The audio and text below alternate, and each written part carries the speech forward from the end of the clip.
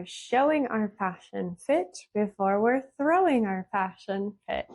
Since this is the first ever episode of my YouTube channel, I thought it was appropriate to wear my first ever outfit made. Now, forgive me, as I said, it's the first ever outfit made, so the finishings aren't amazing on this jacket, but that's not why I'm showing it off. This is a denim blazer that I made a while ago, and it's the first time it's made it out of my closet in quite a while. If you've been following me for a while, then you will also recognize my size adjustable palazzo pants. These are my best sellers on my website, my absolute favorite pants. And as I said, they are size adjustable in 3 different ways. Some things that we're going to be talking about as far as mental health goes. One of those things is going to be sizing in women's fashion. Hey gorgeouses, as I said, this is my first ever episode on my YouTube channel. And if you're here watching this, thank you. Super appreciated that you're here supporting me on my newest journey. This thing will not stay. We'll see how long it takes for me to throw another fashion fit. We wanted to talk about the mental health crisis that is happening across the board when it comes to fashion. Now, this can be seen in a lot of different ways, but today I want to specifically talk about sizing in women's fashion. One of the things that I do want to, my goal for this is to be able to reframe the problem of women being bad at shopping. There is this stigma that women don't know their proper sizing or they're bad at shopping for themselves, which I think is very untrue. And again, I think it blames women for the inconsistencies that we see within the fashion industry. What I'm talking about specifically is the labels that they put on women's clothing for our sizing. We all are very familiar with this if you've ever done any kind of shopping. The scale itself for women's sizing starts at a 00, goes to a 0, 2, 4, 6, 8, goes by 2s because they're counting your circumference. So this will be shirts, pants, dresses mostly, and that is normally how you get labeled as a woman when you do shopping for your clothing. Now, the issue with this is that there is fluctuation depending on who is making this clothing. So, each designer house that is making clothes will label their clothes according to that size that they are going for. How do they get these sizes? These sizes are made by physically putting the clothes on a model who is labeled as a size 2 or a standard size 4 or a standard size medium, large, fill in the blank. And the fit model, as they're called, will come into the designer's studio and they will try on innumerable amounts of clothes that are supposedly a size medium or a size 12, what have you. And they will do this with the various size clothing to ensure that they are close to the size that they are putting the label on the clothing. The issue with this is that not every designer house, obviously, is using the same model. So those sizes within themselves, just like the bodies of the models that they are using to fit these clothes, will be vastly different. And with that, they are going to cause an inconsistency in the labeling of the clothes because the fit of the clothes is also now different. All of this to say, women are not bad at shopping for themselves. Women are the majority of the consumers because we like cute things. Like, we've cornered the market of shopping. We're not bad at shopping for ourselves. The brands that we choose to support are taking that feedback and using that for sizing. So let's say, for example, you have this really amazing brand that you go to because you can fit into a size 6 instead of the normal size 8 that you regularly shop with. Brands know what they're doing here. This practice is called vanity sizing, and it's actually been happening for a while now. This practice of using a smaller size to label clothes smaller than it actually is started with shoes. Now it has become a regular and a constant in the apparel industry. What does this mean? Let's say I go into a store and normally I shop in a size 6. So I'm shopping around looking in a size 6. I go and I try this stuff on and I'm like, oh my goodness, it's actually too big for me. That's crazy because I know myself to be a 6. And so I have to go back and now I swap everything out for the smaller size. I'm sizing down now and now I'm a size 4. Oh my gosh, I love this brand because I'm a size 4 in them. That makes me feel good about myself. So psychologically speaking, they've hooked me on the fact that I can shop in a smaller size and feel good about myself based off of those labels. So this inconsistent sizing is actually done on purpose. They're using inconsistent fit models and then they're changing the labels on the sizing as well to be able to reflect a smaller size for you. Again, this is called vanity sizing and it has been happening for a while. So they are marketing and branding themselves in the happy place in your mind. So when you go shopping next time, you're like, oh, I want to go to this brand and support them because I'm a smaller size. My overall issue is the sizing scale in general. It is so hard to feel good about yourself when the scale is so skewed. Imagine it starting at a 00 like it does. Of course, a size 8 would sound bigger than that because it is.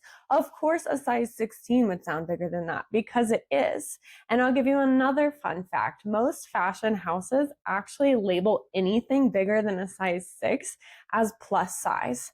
And the plus size scale only goes up to a 12. After that, most brands are just making it up anyway. This is what leads to the frustration that a lot of us women feel as we're going out and shopping. We are inconsistent in our sizing. We have struggles finding what fit looks best on our bodies. We don't have a lot of guidance when it comes to that shopping feature of what do I wear? This goes into color theory as well. Certain colors look good on certain people's skin tones. We also all have different size, shape faces and bodies. And so if you're unsure what this looks like, you're already going to feel like the scales are tipped not in your favor walking into almost any store unguided. So the emotional toll of trying on clothes that almost fit you can be really damaging to the mental health of women.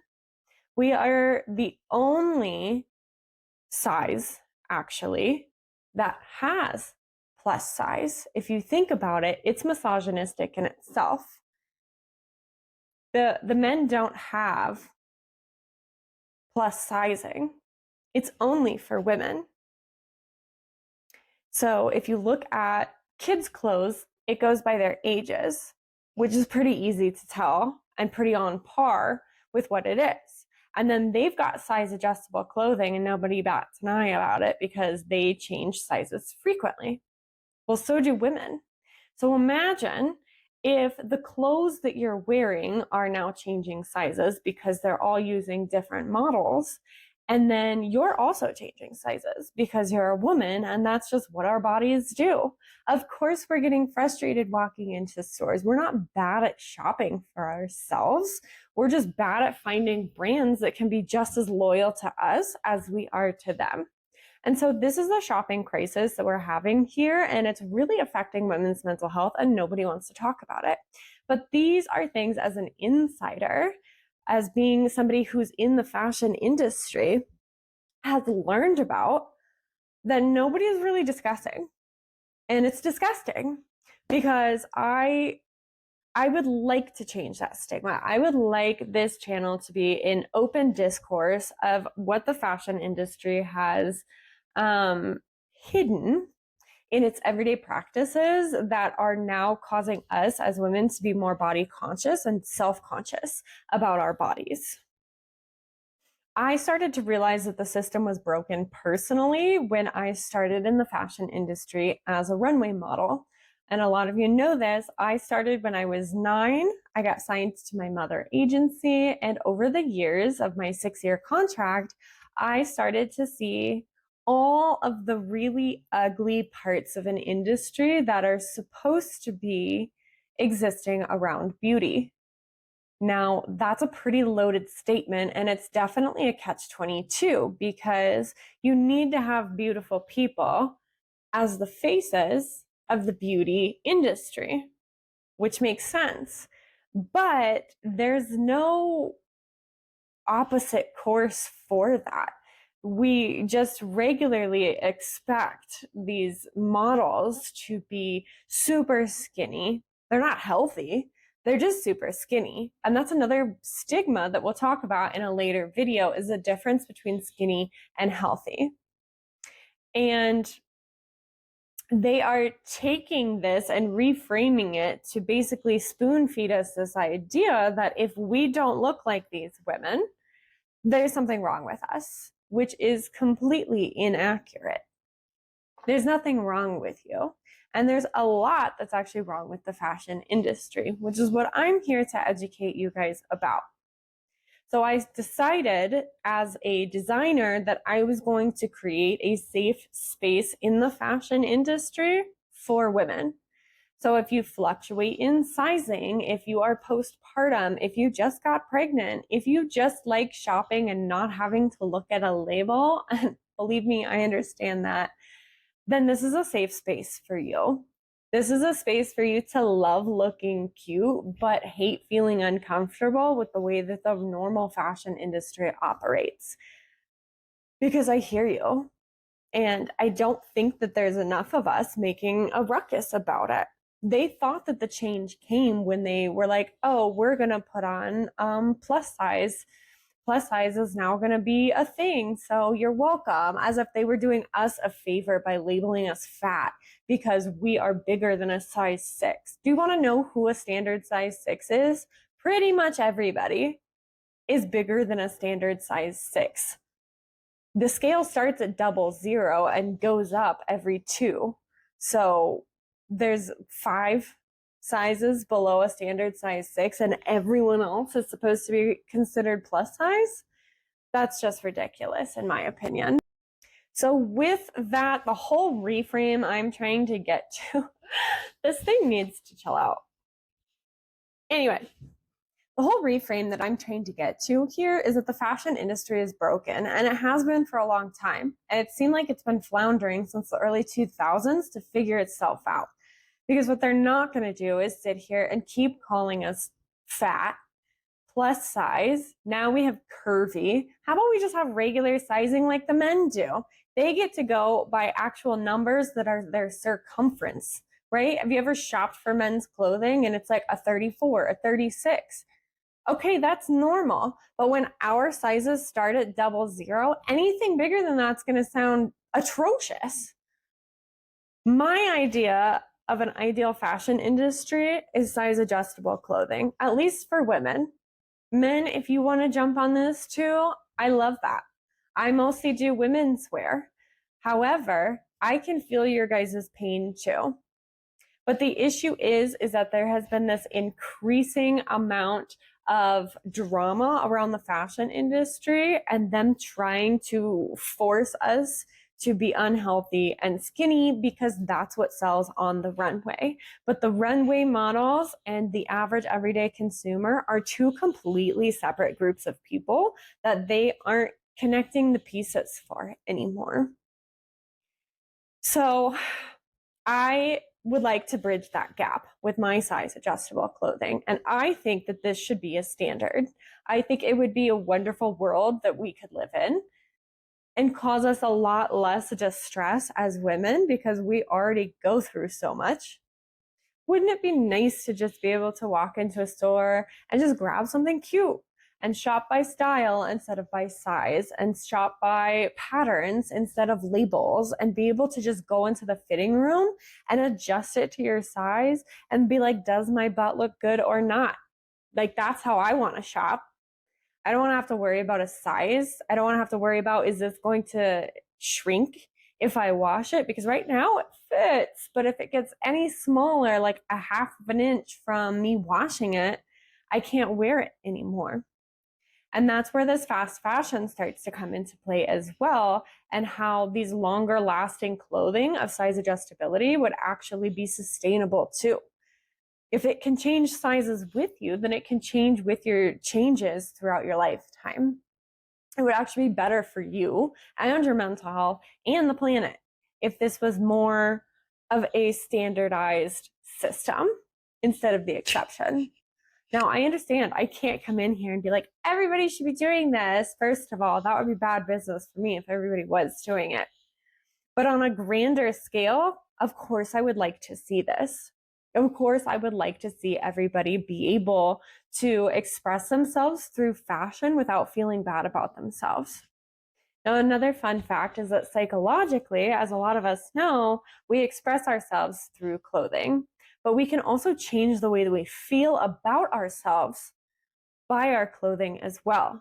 Let's say you wake up and you're just in a mood and you're just not feeling great, or you are feeling extra self-conscious about your body that day.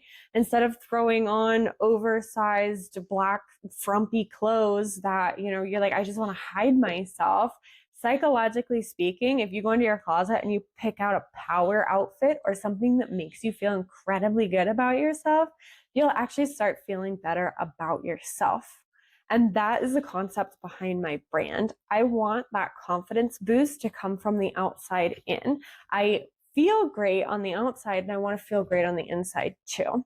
So again, I can't force all these other brands to do this. This is something that I really care about because of my personal experience as a model, as a designer, and now a mix of two. And I'm coming in strong with the idea that I would love to see this happen a bit more in reality, but in reality, who am I?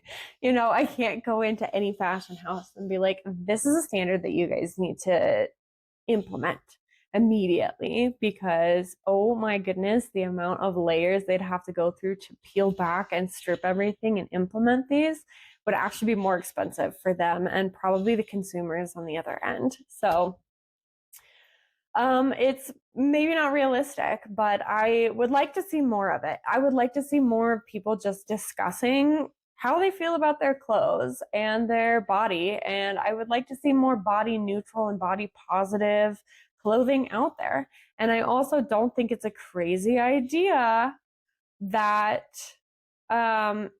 we have more boutiques that are size inclusive as well. And I know that that was kind of a trend that was going on for a little while, is all this size inclusive stuff.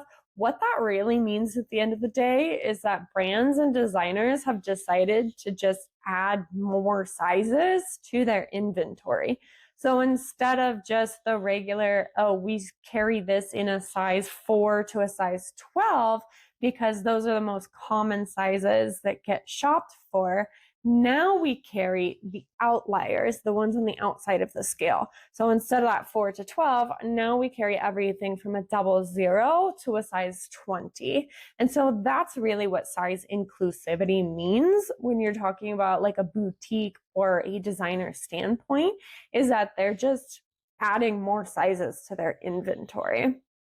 Size adjustability are designs that can physically shrink or expand with you and your changing sizes as well. So this is important for me because I am a woman and I know that women's bodies can change, and I know how frustrating it can be when you have to do an outfit change midday because your body decided it didn't want to fit in that outfit anymore. And so I realize I'm kind of alone in the fashion industry when it comes to this. There have been a lot more innovative ideas when it comes to fashion now than there ever has been. There are some incredible designers out there with their adaptive fashion. If you haven't heard of adaptive fashion either, it's another one of those really cool design integrations where they are making fashion that can change for different handicaps.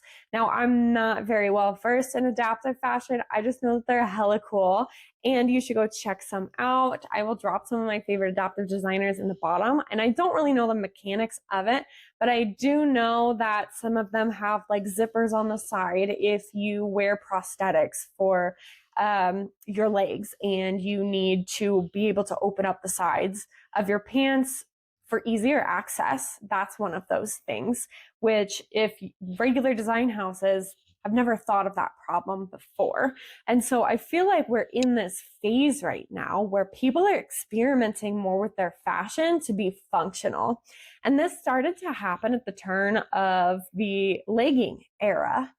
Everybody started wearing athleisure clothing because we are now in this really busy phase of the world where people are hitting the gym on the way home or they're going to the gym, and you can also like throw a blazer on over that and style these athleisure clothing in a way that hasn't been accepted in the business and workplace before. But we started to experience that shift and we're seeing that now. And so we're in this point in time where our fashion is also meeting functionality. And we're kind of looking back on the other fashion brands that have been running these designer houses forever and like, what are you guys doing? You know? And it's interesting to see because they are almost weeding themselves out by not being able to change. But I think these younger generations that are now starting to be our top consumers off of TikTok, Instagram, and all these online shops are starting to see that non-transparency. A lot of our younger generation that's now our consumers want that transparency with brands. They're shopping for brands like people, small businesses. And we're seeing this shift once again where they are now shopping differently than all of the other generations have before. And there are now like top consumers that are bringing in money. And we're seeing that shift away from the fast fashion, the big business, and all these major fashion houses that have been in control for a while. And I say in control because all these big fashion houses, they run the fashion council. And the fashion council decides what's in and what's not. They're the avant-gardes. They're the ones that are like, you know, shoveling down the rail of what's trendy and what's to be followed. And it's freaking Pantene picking Cloud Dancer White for color of the year, and people aren't having it anymore. And so it's this shift of functionality and having a good value to both your brand, what your brand stands for, and your products. And so really the psychology behind it is amazing. And that's why I think the time is now for this size adjustable clothing, because people want things that work for them, not the other way around. And that's what the size adjustable clothing offers you, is that freedom to be able to be in control again of your clothing instead of having to just sit in uncomfortable clothes at the office all day or do a costume change in the middle of your work day. Now you can physically just adjust your clothing while you're on the go. If you go out and meet your girlfriends for dinner and you want to overeat because you love yourself and you're gonna have that third garlic roll on the table, guilty, that's so me, you can do that. And then you can just adjust your pants and nobody can say anything about it. There are so many applications for it, but I really think that it's time for people to start opening up a little bit more about how they've been victimized by the fashion industry, because we all have. And I don't think anybody's talking about it enough, because the fashion industry and mental health are starting to collide. And that's what I want this channel to be, is a that safe space for us to be able to talk about it, for us to bring it up, and utilize resources in the community for it. So I hope to be one of those resources, whether for knowledge or if you go check out my website, then I would love to be one of those resources for you. So please go check out my website. I've got a ton of different size adjustable clothing. And if you're not ready to buy yet, or you're not even interested, I also have a free styling guide that I am offering for the small price of your email address. You can get this free styling guide that basically just goes over how to fit different fits to your body so that you can maximize style, fit, and comfort. I am a girly who absolutely loves just being comfortable every single day and also looking cute while I do it. I don't want to have to wear 600 layers and feel, kind of cruddy about myself, but know that I have a killer outfit on that day. So if you're interested in a free styling guide and what that would look like, please go check out my website. And I will drop some of those things that I talked about in the comments below. Please give me a subscribe. If you learned something new, please give me a like. Follow me on all of my other channels so you can see behind the scenes, some of my events coming up, and so much more. Thank you.